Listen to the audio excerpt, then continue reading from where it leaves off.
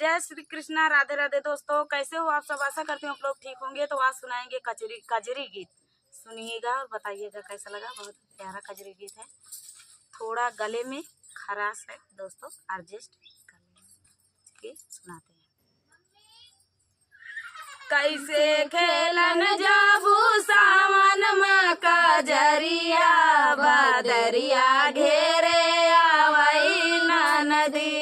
कैसे खेलाई जाबू सावन में कजरिया, बदरिया घेरे आवई नदी। हम तो खेलन जाबई सावन में कजरिया, बदरिया घेरे आवई भौजी। हम तो खेलन जाबई सावन में कजरिया, बदरिया घेरे आवई भौजी।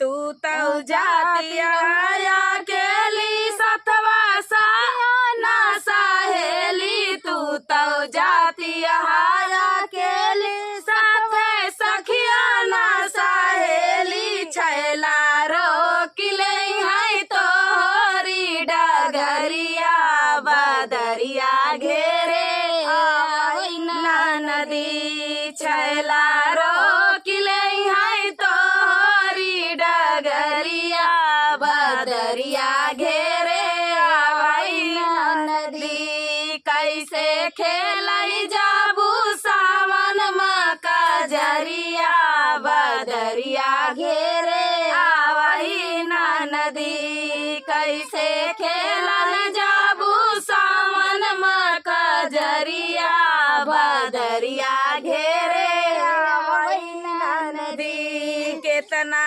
करेलू गुमान, तू तो चललू तान। केतना करेलू गुमान, तू तो चललू तान। जुलमी तोहर नैना बाट जुलमी नजरिया, बदरिया घेरे आवई नदी। तोहर नैना बाट जुलमी नजरिया, बदरिया घेरे आवई नदी।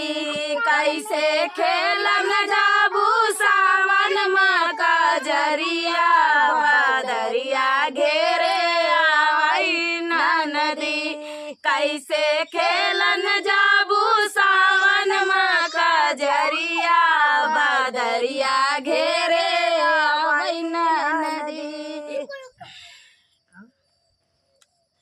ऐसे बोलत बाटू बोली जरा लगाई करे जे गोली। ऐसे बोलत बाटू बोली हमारे लगाई करे जे गोली। कैसे रोक ले है हमारी डगरिया, बदरिया घेरे आवई भौजी। कैसे रोक ले है हमारी डगरिया, बदरिया घेरे आवई भौजी। कैसे खेलन जाबू सावन में कजरिया, बदरिया घेरे